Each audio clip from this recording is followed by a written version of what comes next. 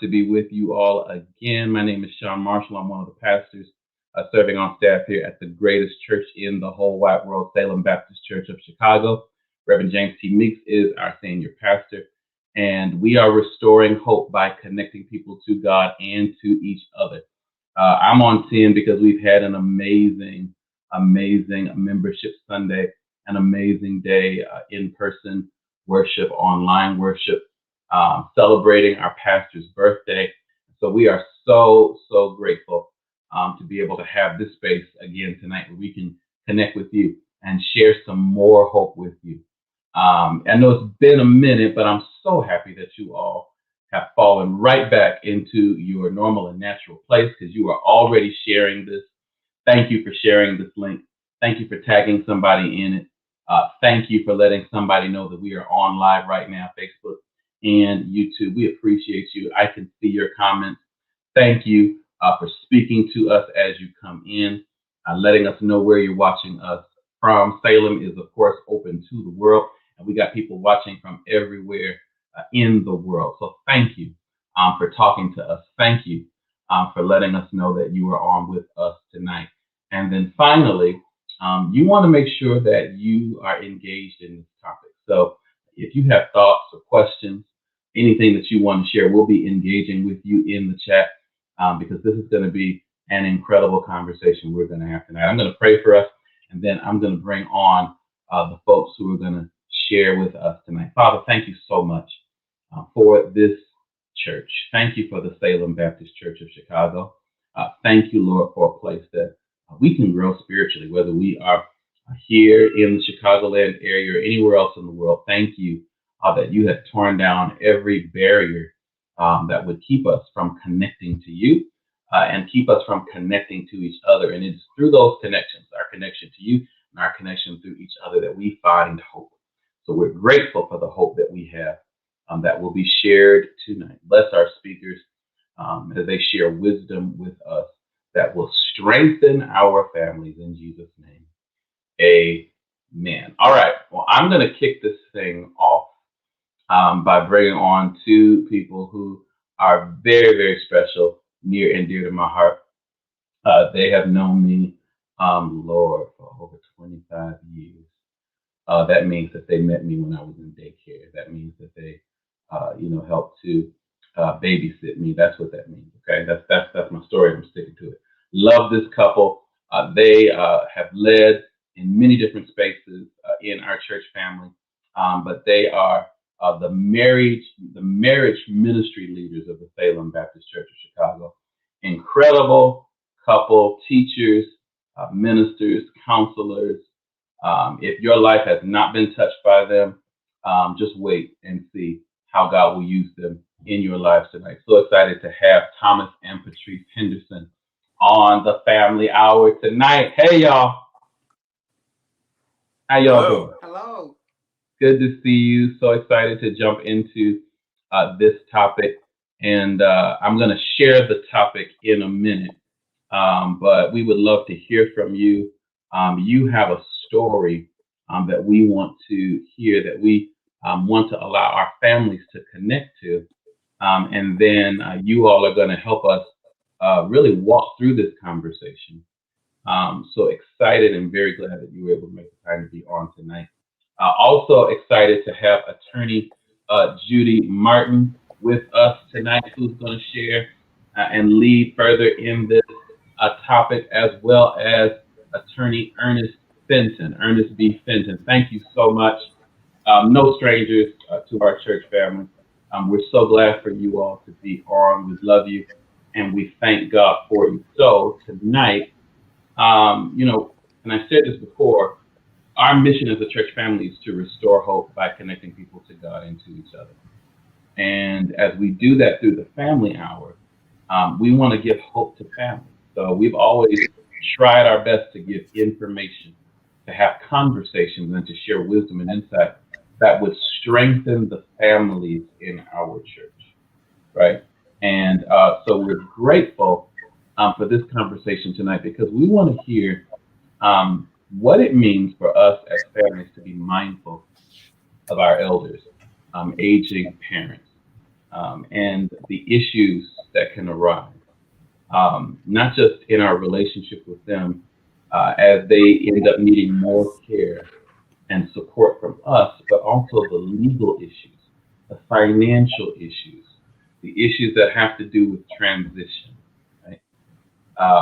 So I want, first of all, to ask Patrice Henderson to share a little bit of her story with us because you've had to walk a journey, you and Thomas as a family, through this pandemic, through the time on quarantine. And so I think if we hear your story tonight, that's going to set up and frame our conversation. And then from there, we're going to ask you to help lead this discussion and hear from our experts who are on tonight. So we'll turn it over to you guys and let's hear your story. Well, thank you, Pastor Sean, and thank you for our guests on tonight. It was December the 5th. My mom and my dad were hospitalized with COVID. And my mom and my dad, I am the eldest of my siblings. And so I found out that I had power of attorney to make decisions for them because at the time they weren't able to make decisions for one another. And then on Christmas Day, my mom died. And so I found myself trying to, and my father now was going to rehab from the hospital, being able to, my mom didn't have life insurance, and we kind of knew that a little bit. So like, we were not going to do a GoFundMe page. My mom would really come out the grave and beat me for that. But we ended up finding some funds. But then I realized that I was trying to plan my mom's funeral and take care of my dad. And I realized I had very little knowledge of estate planning. Like, my mom had a trust that she had set up for us or set up. So I knew how to handle some things. My mom was a very smart woman. She put my name on her bank accounts. I had never, ever gone to their bank accounts and they had been on there for years. So I felt like, how do I do that? But that helped us to get through. And I realized that now I'm caring for my dad, I'm burying my mom, and just a lot of things going on. But I realized that during this COVID season, we've had over 600,000 people die, and we don't think of estate planning. Guess what? Until we're caught in that situation, and then we're grieving, and we've got things happening, and we're trying to handle their affairs. And I just found myself not knowing all what to do. And I think we need so much knowledge. And my husband was a big help. Him being I'll give the plug, State Farm insurance agent, to help me get me through some of these things. But I realized I just didn't have a knowledge, and so many of our people, I think, need that information. And now my dad's back home, and he hasn't walked since he's come home. It's been months now, and we're still caring for him. And I hear stories, and I'm going a lot, telling you a lot of things, but I'm hearing stories that he may lose his house because now we're trying to put his house in a trust or his condo so he didn't lose it. And he's kind of stubborn about that. But I don't think he understands that, or I'm learning to understand what that means if he has to go to a long-term care facility for a long time. And so there's a lot of information out there. I know I had a power of trust health from my parents. I hear there's a difference between a power of trust for financial. I have that too now. But just a ton of things. My mom had a trust, not understanding what that was. And let me just share. When Thomas and I used to go out of town, I'm going to tell you our estate planning for a second.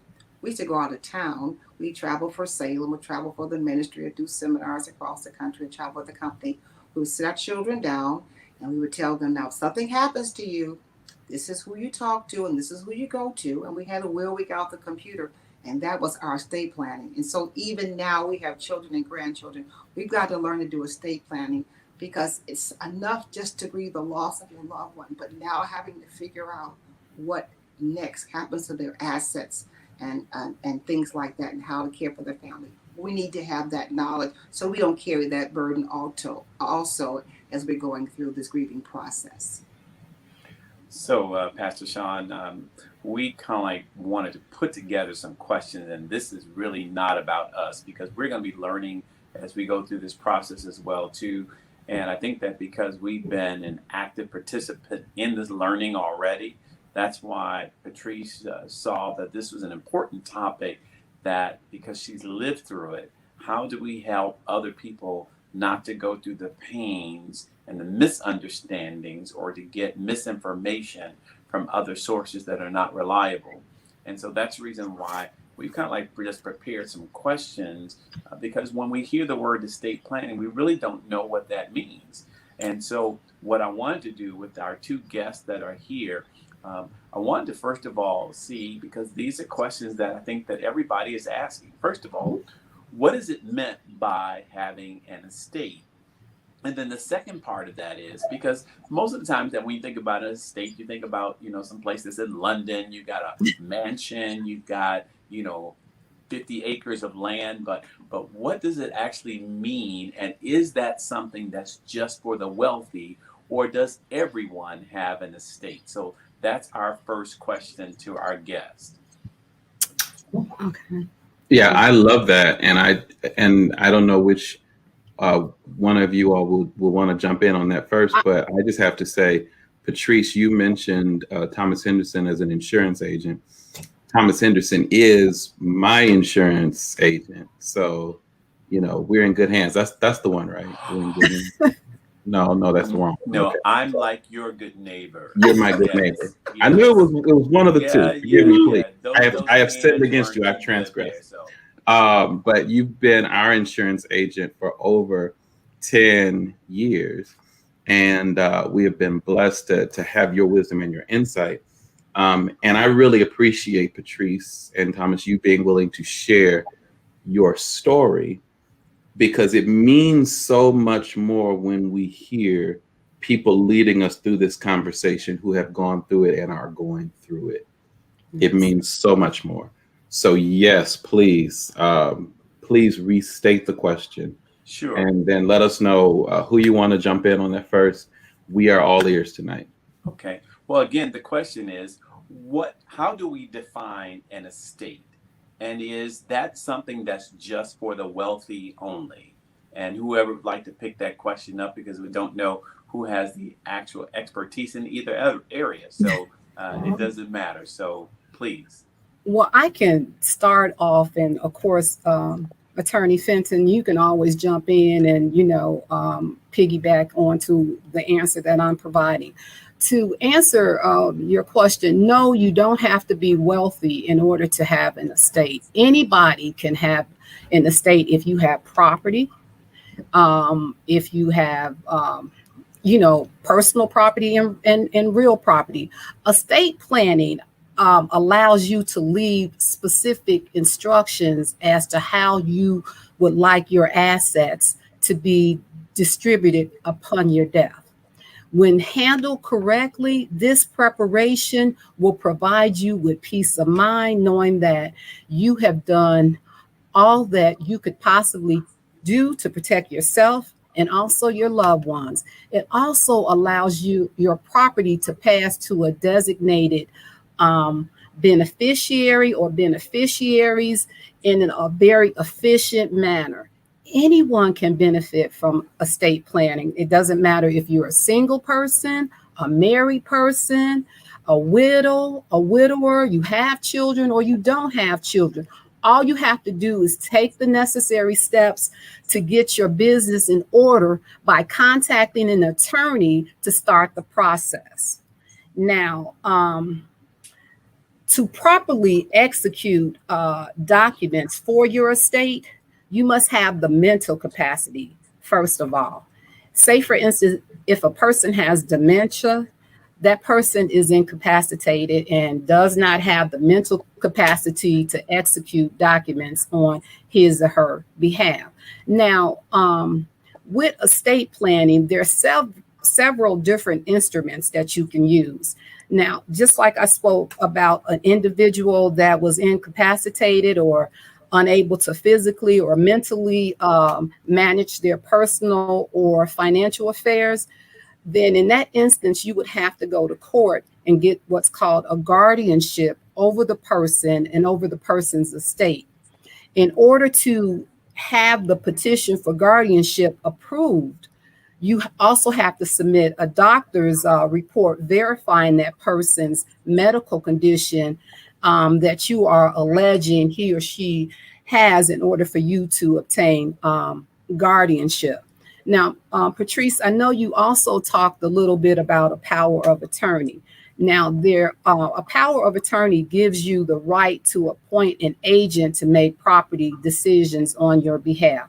There are two common types of powers of attorney that we utilize. A healthcare power of attorney is one that you use. I think you spoke about that when your parents went into the hospital. What that does is it allows you to designate a person to make medical decisions on your behalf in the event that you are unable to do so. Also, when you go into the hospital, you can indicate whether you want to be resuscitated or put on life support in the event it becomes necessary as part of your care. I had to deal with a situation similar to a few years ago before my dad passed. He went into the hospital, and I was asked whether or not I had a power of attorney over him. I did have it, but I didn't have it with me that particular day that he went into the hospital. So what I did was I brought the power of attorney with me the next day, and I allowed the hospital to make a copy of it and put it on file in his medical records. I didn't give them the original because I also needed to take that power of attorney to his primary treating physician and make sure that they had a copy on file as well. And I also had to take it to the rehab facility. So I didn't give away my original power of attorney. That's something that you need to keep because you never know, you may have to give it to several different entities, on behalf of that person that you're taking care of.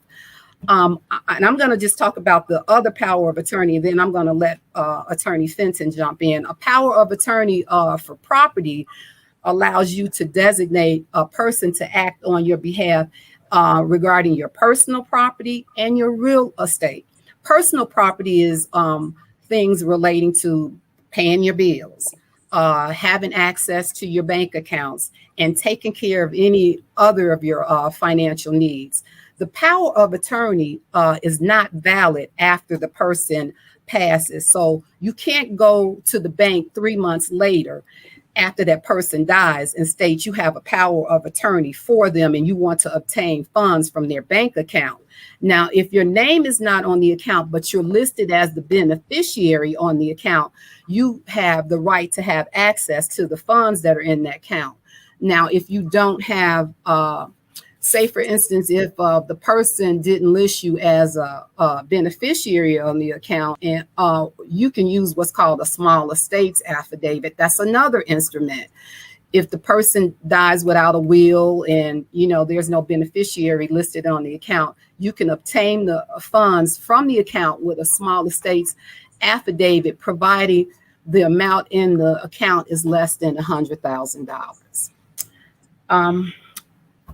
I hope I've answered some of your questions. Wow. I'm just going to say, wow. I mean, you've wowed us with all of that information. And Pastor Marsha, I'm just grateful that this is being recorded because, she's just given us a plethora of information. And I hope that everybody was writing this stuff down because there is so much. But I think that even, and for Attorney Fenton may address this, you really touched upon something that I think is a part of one of the questions that we have here. Because this sounds like, we should do all these things at the right time. And, this is if you've got your act really, really together. But much like what people are going to probably be asking is that when you're dealing with parents or even when you're having your own children consider this for you, what is a good time and a good strategy to approach your parents about having this discussion? Because remember, this is about disclosure of information that is personal to them. And then, of course, that could also be complicated by siblings that are part of this process. So, Attorney Fenton, what's a good time and a strategy to approach loved ones on these kinds of discussions? I won't forget. Okay. So, earlier today, I was leaving my office and I like to cut through the alley. It's a shortcut. And this gentleman, he approached me. He was like, "Hey, man, you have 50 cents?" And he had a bag, like a backpack. And then he also had a little cart. And inside his cart, he had some stuff. So it appeared that he was homeless, right? If he were not homeless, he was close to homelessness, right?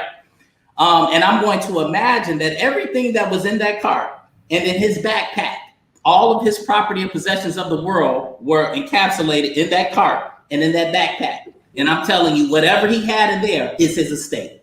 So I'm telling you, no matter what you have, the gym shoes on your feet, the shirt on your back, the ring on your finger, earrings in your ear, that all comprises your estate. One does not have to have an estate in London, although I would love to have one in London. Okay. So no estate is too small, and everyone you know, everyone that you pass in the street has an estate because they at least have the clothes on their back. Okay? Now, when is a good time to approach the parents? Well, hopefully they're not parents at 18 unless they're married and it's old school. But whenever you turn the age of 18, which is an adult, in America, generally speaking, that's a great time. But when do you approach, and how best to approach parents? Because sometimes they're very leery to have the conversation, because here's why. Because most people believe that estate planning is planning for their demise. That's the problem. And so so I start off by saying this: estate planning equals life planning, equals love planning. Mom, Dad, you are not going to see Attorney Fenton or Attorney Martin so we can plan to take all your stuff from you. Let's dismiss that concept. So this is how I approach it, and I tell clients to approach it. I say, tell them, first off, you're taking them to their favorite restaurant, but you need to make a quick stop. You could do that. Or then you can say, but essentially you're going to say, listen, I would like to have a meeting so we can talk about what needs to be done in the event you are incapable of handling your personal affairs on your own. And it's not me planning for your demise, but it's planning for a circumstance or an event such as you being in the hospital and not being able to articulate to a doctor or physician what your desires are with respect to your health care. I want to make certain that we have that in writing and an understanding, so I can make certain that whatever you desire actually takes place. And so that's typically the approach that I take, or otherwise I'll say, put them on the phone with me. And I have like a 95% success rate with parents. That's it. Let's talk to my dad then. Yeah, I never lose. I think sometimes it's difficult for parents to speak to their children. Yes. But when they hear from someone else, and I can explain it, to them in a way where they don't feel like they're like preparing to sign over their rights or they're preparing for their demise. I like the way that you proposed that, because it makes it a conversation, as opposed to making it a final act of life. Can I clarify? The way that you've approached, well, you just look like a really smooth brother anyway. So I mean, let me clarify. Let me clarify something to you. This is what I said. This is right. Listen, estate planning is not. Most of estate planning is planning for you to live.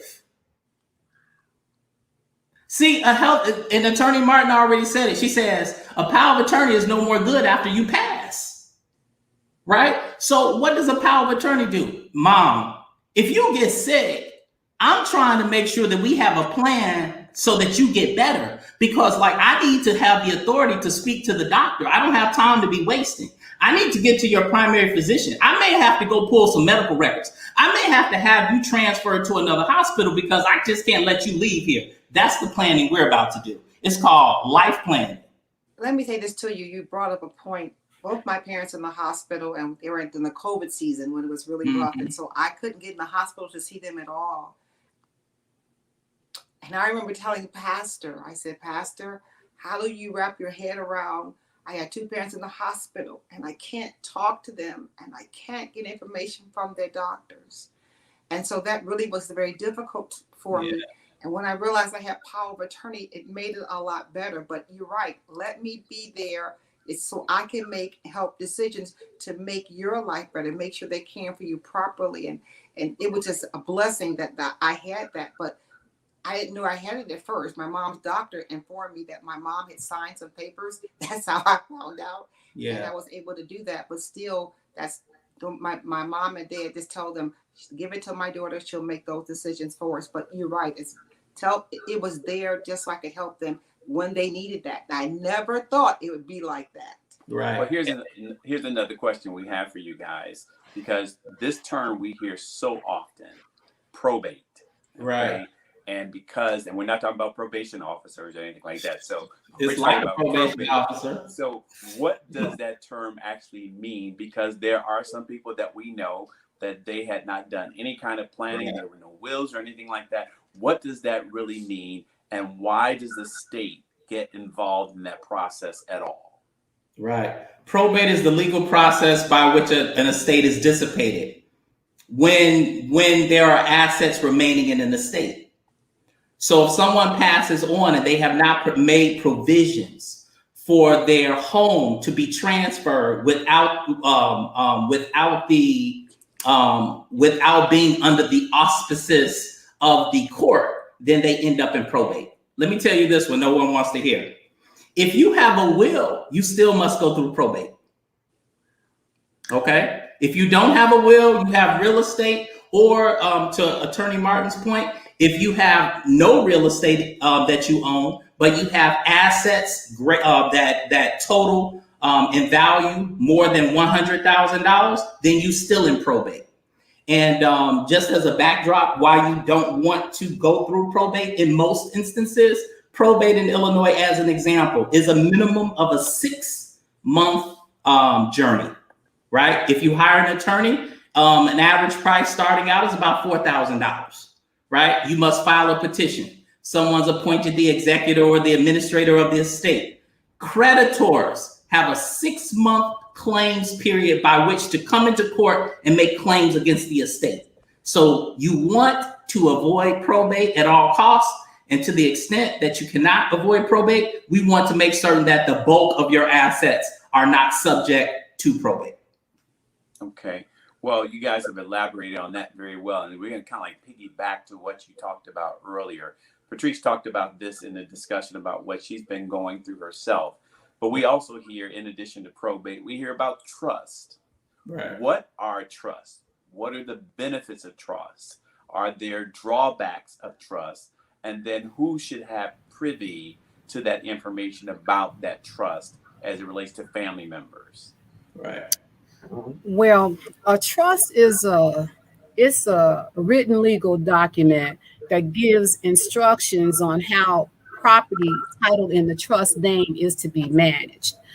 It gives property to another person to hold for the benefit of a third party. Deciding between a trust or will is really a personal choice. A will is less expensive and easier to set up. But just like Attorney Fenton talked about earlier, you still have to go through a process and procedure with the will. Now, with a trust, it's a more complex legal document.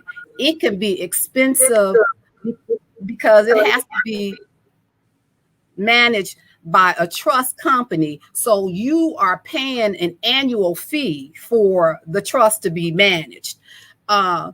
A will, on the other hand, you're gonna spend money with both of them. But again, I think it's a personal preference. I don't do as many trusts as I do wills because people they kind of steer clear of trust for some reason or another. But what I usually talk to people about, I've been talking to people about recently, is an instrument. If you have bank accounts, you can name beneficiaries on your bank account. And of course, your life insurance policies, you name beneficiaries on. Now, if you have real estate, There's a relatively new instrument that is used now. It's called transfer on death deed. It's been around since about 2012. It allows you to bypass the probate process and transferring your real estate. You will keep ownership interest in the property during your lifetime. Now, to start the process, you must file a transfer on death instrument with the Recorder of Deeds office. Upon your death, the property will pass to the person you designate. To complete the transfer process, the beneficiary must file an affidavit of your death along with a copy of your death certificate with the Cook County Recorder of Deeds office to complete the process. Okay, Attorney Fenton, interesting. You know that when it comes to wills, we generally see it, typified in a lot of movies. The loved one has died. We're all sitting around the table.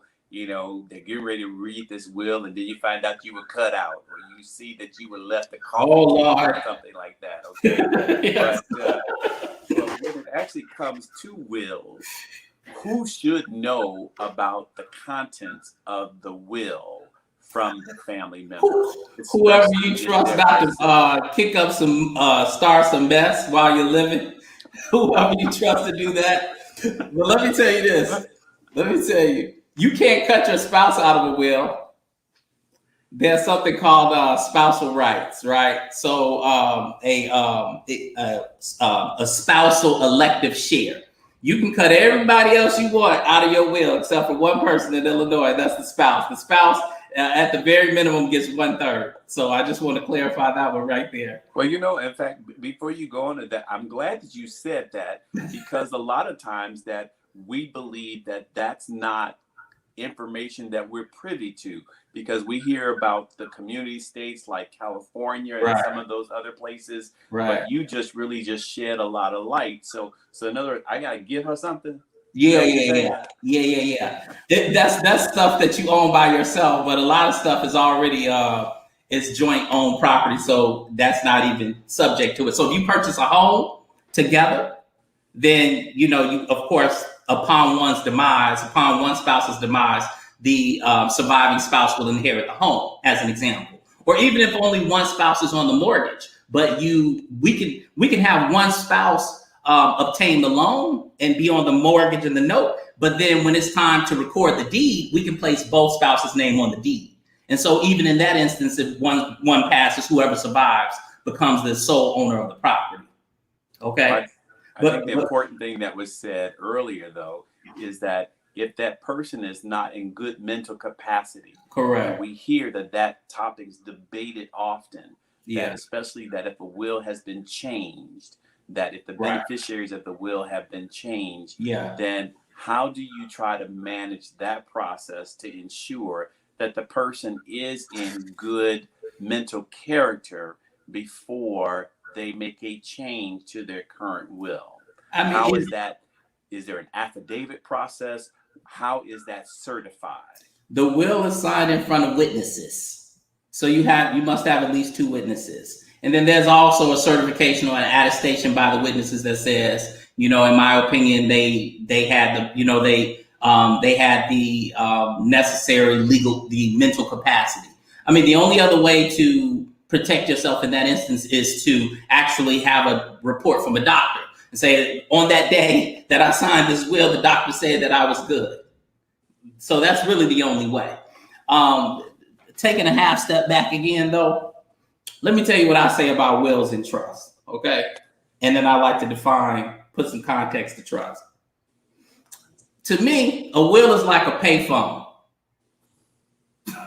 Now, I'm not saying that there's anything wrong with the payphone, but I'm just saying there's some new technology that is available to us that is much more convenient and private and than a payphone. And it's called a smartphone. It's like this, right?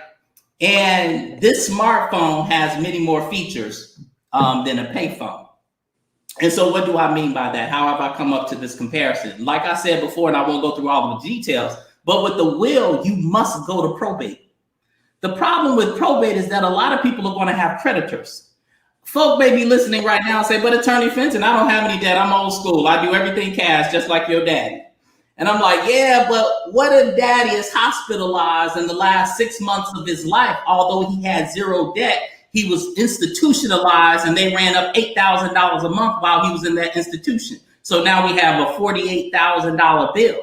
When we go to probate because he had this little old house in his name and this little old red truck like my father had, and we thought of the 5 kids that we would just go ahead and sell that house and that little old truck and we split those proceeds, but then come to find out this nursing home facility shows up and say, oh, wait a minute, before you split that pie, we need our $48,000. So one of the reasons we want to avoid probate is because it doesn't give us the privacy and the asset protection ability that a trust does. With the trust, if it's properly set up, we never have to go to probate.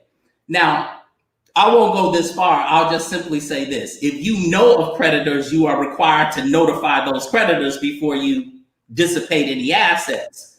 But the difference between a trust and probate is that when you're in probate, the court is going to make certain that you post in a circular, a newspaper, notice to all creditors, and those creditors check those circulars and then they show up. That's how they're notified. Also, this is very important, and I'll leave it here if you have more questions. This is very critical.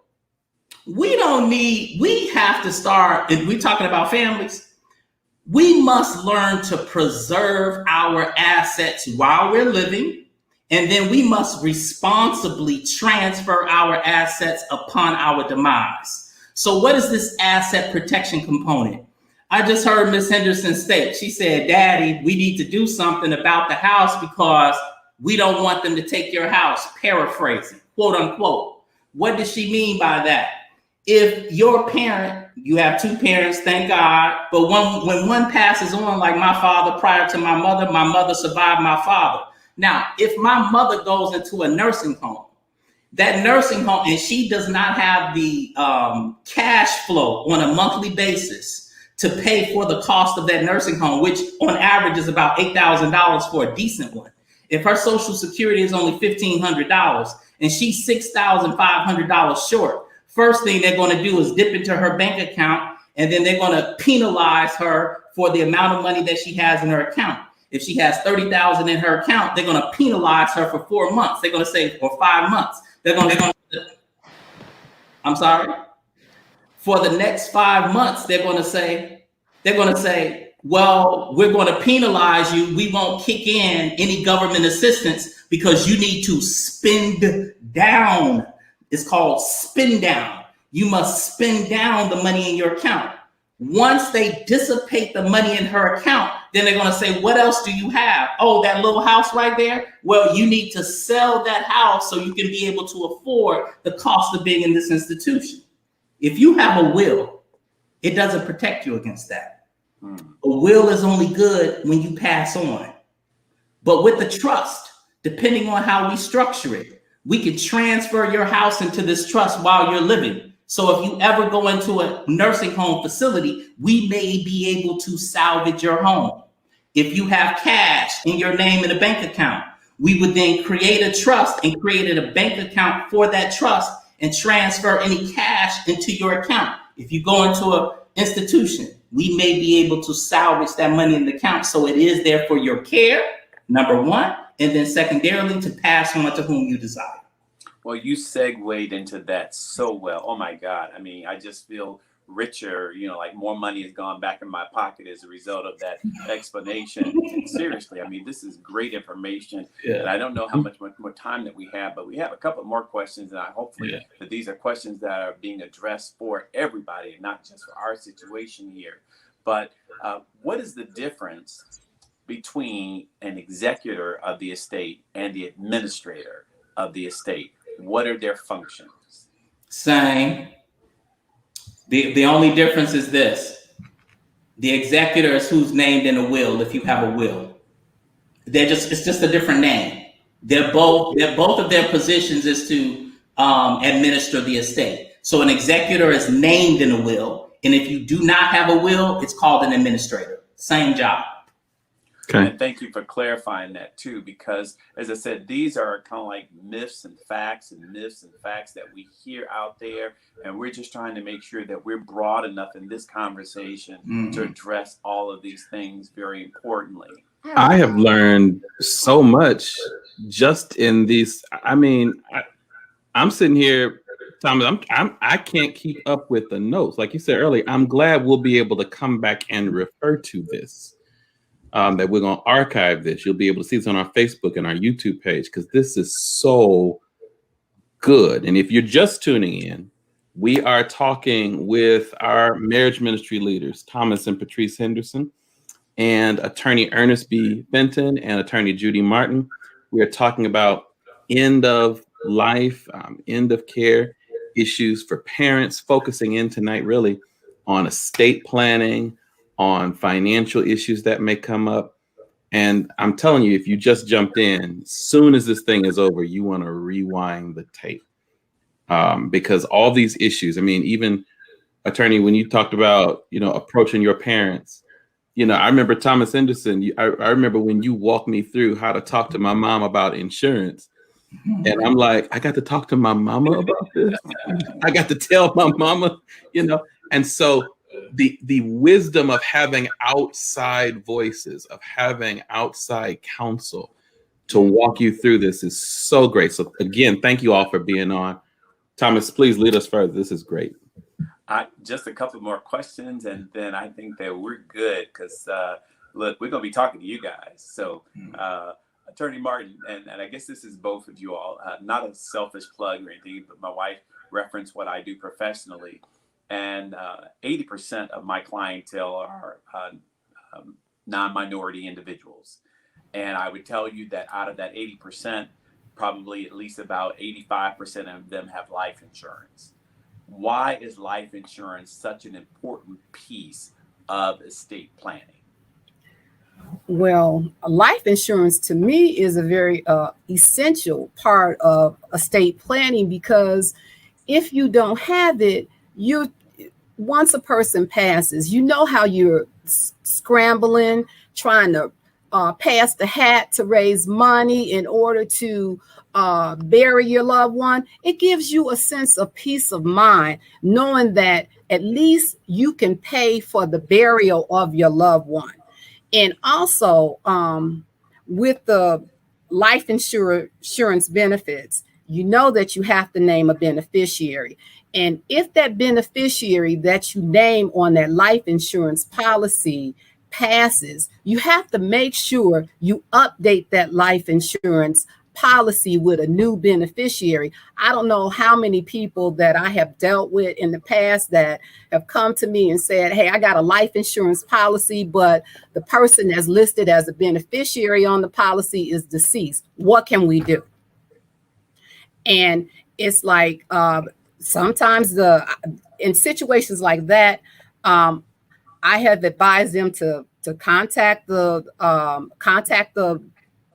life insurance company to see how they advise you who you have to deal with, or you can contact the funeral home to see what the best method they advise you that you have to go through in order to obtain the funds. But you have to always ensure that the beneficiary that you list on that policy is still alive during your lifetime, because if that person passes, you need to change that beneficiary.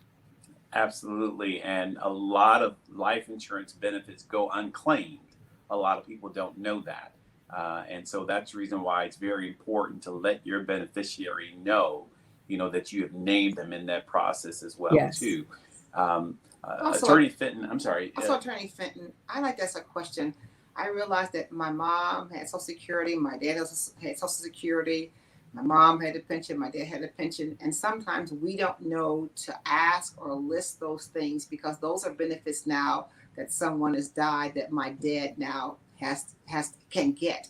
A better way or a simpler way or a list that we can find those things out that our parents may have, because those are assets or benefits that can come to the surviving parent.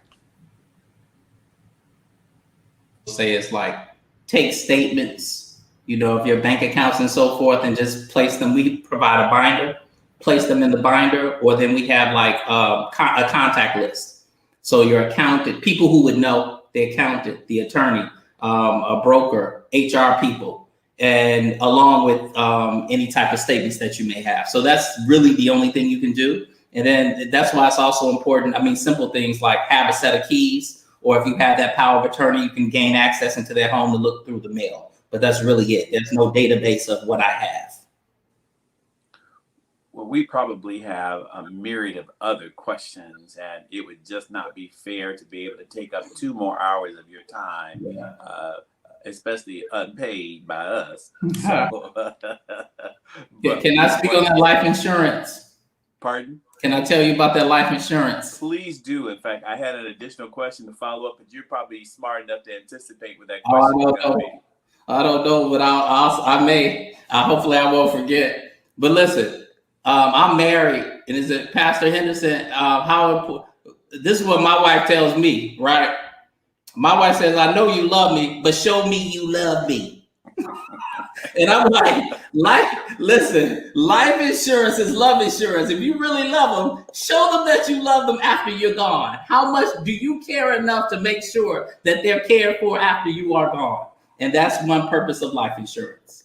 Okay. Well, I believe also that, and I, unfortunately, in the African American community, especially the male community, they are not as sensitive to being considered as family members to leave a life insurance benefit. I know that when I first started my insurance business, that when I was speaking, I was located in the city of Chicago at the time, a lot of African American males would say to me, "Well, you know what? I don't want to leave her no money, so she can be sleeping up with some boyfriend someplace." So my retort came back to them, and I had to develop this. I said, "Well, you know what? If you don't leave any money, that's the reason why she got to sleep with somebody." Hold on, I have a retort. I have a comeback. That's where I was headed. I think you just led me into it, okay? I think you led me into it. That's why, and if you have minor children, what if we have many blended families, right? So then we have people who don't want to get life insurance because the most important person in their life is a minor, and the minor is with their ex, right? Or they're young enough, they're like, she's going to get remarried and they're going to live off my money. I call La Vida Loca. I'm like, you can't be living off my money, La Vida Loca. So let me tell you how you fix all of that. I'm the fixer man. A trust. You don't want to list individuals as the beneficiary on a life insurance policy. Why? Because, as to Attorney Martin's point, what if something happens to the person that you listed as beneficiary? You already talked about the millions of dollars of unclaimed funds. They have that down courthouse, the county building, for property taxes too, and returns from tax returns. Same thing. You want the trust as your mothership. So the beneficiary of your life insurance policy should be your trust. The beneficiary of your bank account should be your trust. The beneficiary of your IRA should be your trust. Why? Because the trust is going to say, upon my demise, the backup trustee to me are these 2 people. Remember we said, who should I tell? Yes. Cousin Sharon and brother-in-law Ernest. I just want y'all to know that I have a trust. And if something happens to me, look in the drawer on the right side of my bed. I got a safe in the basement under the floor, and then call Attorney Fenton, and then go to my banker because I have a safety deposit box, and I place my trust in all these places so you can find it. That's all you have to do. Now, the trust is the beneficiary. You name 2 people. So if something happens to the one, you got to back up to that one. Hold on, it gets better. Not only do you name those 2 people as your successor trustee, but you name 2 more people after those 2 people. I'll give you an example. Michael Jackson, he named his mother, Catherine. He named his attorney, and he named his accountant as his co-trustees for his trust. So all of your money then will be transferred into your trust. We're not making any mistakes. We're not leaving any money behind. Then we're going to have a list in our estate plan of our assets. And if we don't, we have a financial power of attorney that gives the person authority to go inside their house or apartment to look through the mail to find whatever we need to find. Now, here's the thing. If you have a minor child or a spouse, right? Or an ex who is raising your minor child that you want to make certain is taken care of. In the trust, you can have a child's separate trust. You can appoint your brother and your sister as the overseers of the funds that you leave for your minor child. So you don't have to give it to your ex. That's why a lot of men, unfortunately, don't want life insurance. They got minor children, or their children are what are called spendthrifts. They're not good with money. Would you hand your 21-year-old child $50,000? No. Nobody would. So it's not appealing. But if I told you, I said, sir, we don't have to hand your 21-year-old $50,000. What we're going to do is create a separate trust for your child who we already know is not good with money. And then we're going to name your cousin who's an accountant and your best friend who's tight on a dollar, choke a quarter, right? And then what we're going to tell them is give your child as much money as they may need. And in the case of an emergency, pay any bills that are necessary. And then upon your demise, give them an immediate $5,000 distribution. When they reach the age of 25, give them another $10,000. As long, you follow what I'm saying? A trust allows you to manage assets beyond the grave. And I hate to put it this way, Pastor Henderson, and wives, don't close your ears. You can do the same thing with spouse. You can have a policy. They'd be like, listen, don't give my wife all that money at one time. She'll be at Louis Vuitton. We ain't gonna do that. Give my wife. I'm gonna get it all at one time. Listen. And I want my wife is in the next room. I am not Pastor Henderson. I am just Thomas Henderson. So okay. That's Pastor Sean Marshall. Oh, Pastor Sean. Yes. No. You pastor for the day. We next preaching assignment I get, I'm gonna pass it on to you. People call me pastor too. They were like, Pastor Fenton. I'd be like, listen. Let me say this before we hear from go on, Attorney Martin. Even when you go through a divorce proceeding, you may have to set up a life insurance policy on behalf of your minor children.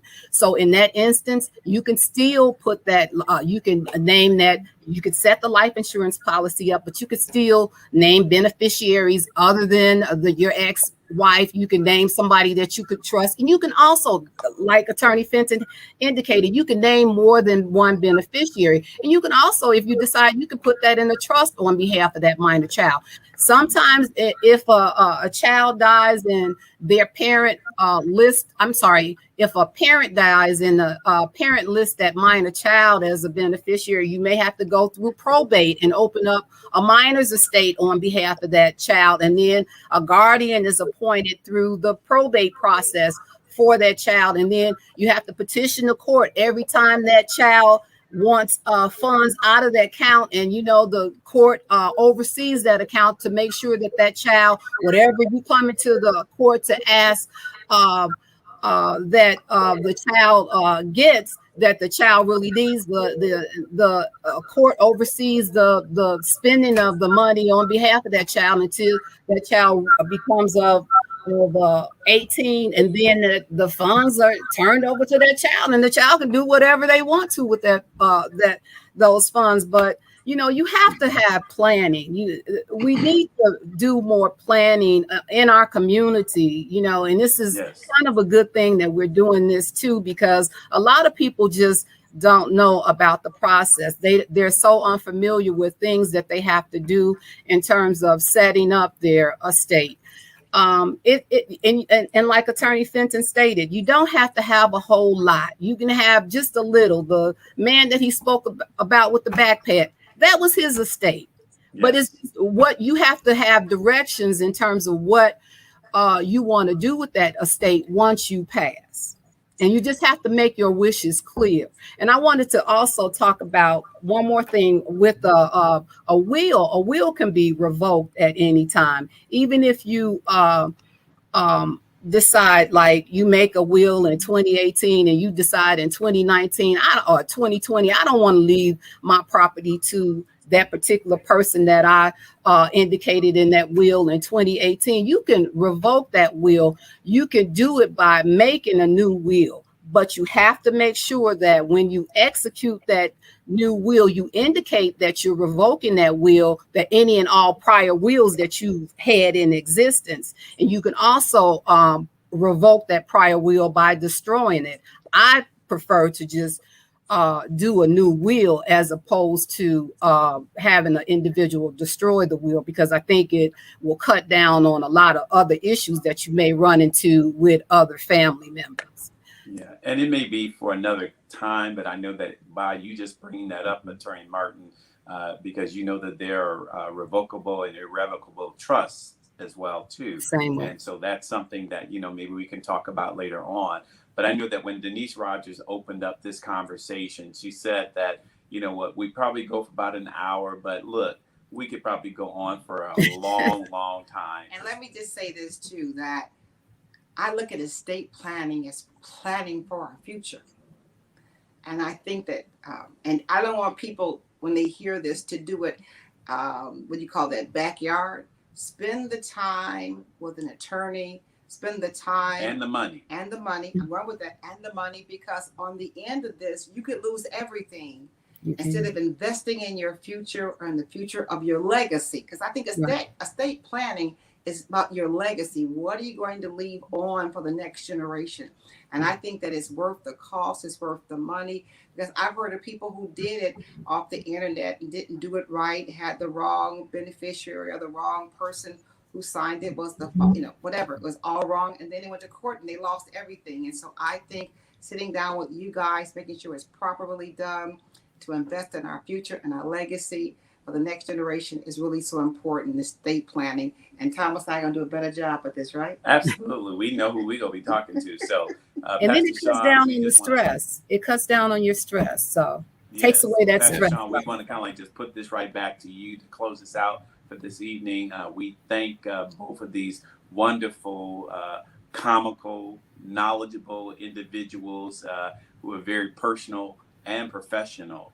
And we'd love to be able to have continued conversations with them. And hopefully that this segment has just begun to open up a dialogue of conversation to make our community more educated, because we've been in the dark for a long time. Yeah. It's time now to come to the light. So, Pastor Sean. And also, as Pastor Sean comes, let me just say that Attorney Otis Wright has been a blessing to us. He got us through some things when I didn't have Attorney Fenton and Attorney Martin, just to get me through some basics. And so I really want to appreciate him. I'm a member of our church also, but everybody needs to get them an attorney. Yes. And I just want to say, you know, really want to thank you both, Thomas and Patrice, for helping to set up this conversation and for, you know, sharing the questions that you ran into. You know what I mean? It means so much when we're being guided through that by people who have gone and are going through it. Right. So, Patrice, you know, your mom went home to be with the Lord, and your dad, praise God, he's still here. But there's still these conversations that you both are having. And it just means so much more. We can connect to it when you open up your story. And what does it do? It gives people hope, right? So thank you for sharing hope tonight. Attorney Fenton, Attorney Martin, thank you so much. You know, I know that there are a lot of people listening, and we're going to share your information. Your information is in the chat, Attorney Fenton, Attorney Martin. And we're also going to put Attorney Wright's information in there. We, you know, from site, we call him all the time. You know, so we got at least three brilliant people right here that are accessible to us. So listen, all of you all who, you know, you're still putting your money in between your mattress, you know, because, you know, you don't trust the government, and, you know, you still, you know, you like Mr. from Color Purple, you know, you got your life savings somewhere in the chicken coop. It's time for you to get the stuff together. It's time for you to start thinking and preparing for legacy. Please don't be upset with your children. Please don't be upset with your family when they say, hey, can we talk about how we, like Attorney Finn said, can we talk about planning your life? Not just for your afterlife, but can we have this conversation now?